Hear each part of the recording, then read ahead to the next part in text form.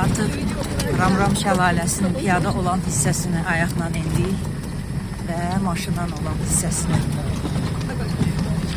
davam edirik yolumuzu. Yəni bu hissəni biz maşınla gəlmişdik, maşınla da qaydırıb. O yolları sizə göstəririk.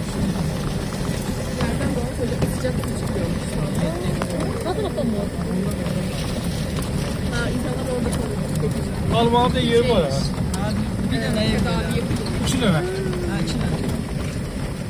Tuzlu Evlər çiminli yəni. evləri qapsayacağım.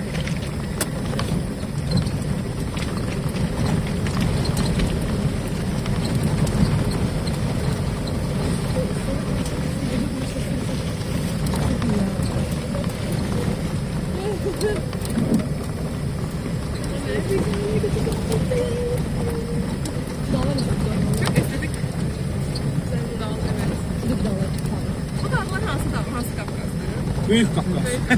Bizim bilmiyorsanız dağlar. Küçük Kafkas Qarabağdadır. Bu bizim dağlar İsmail Şamaxıdan başlayır. Oğuz Qəbələ gəlir belə.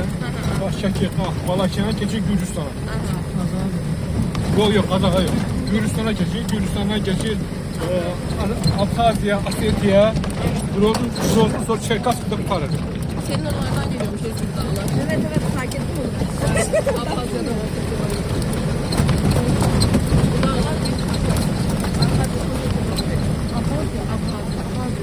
Abxaziya, sonra keçir Osetiya, Groznu, sonra Çerkask. Deniz seviyesinden de kemik ürünü yukarılar. 1650 metre oradır. 1600. Aynı hər şey. Burada biz Savadlı'dan, bizim bu kentte ali məktəb oxuyan adam az. Siz. Biz. 98. Neçə dəfə danışmışam, çox şey bilmirəm. Buna. Və bilmirlər demək istəmirlər. Çənəsini yormurlar. İlyuslu kəndi 15-ci əsrdən 18-ci əsrə qədər dağlar yaşayırlar. 4 illə Rus qoşunları işğal edirlər. 4 dəfə bu kəndi yandırıblar. İlyuslu Sultanlığı odur. İlyuslu Sultanlığı odur. Şəki xanlığı odur. Gəncə Qıbrıs. Baxrəni oldu.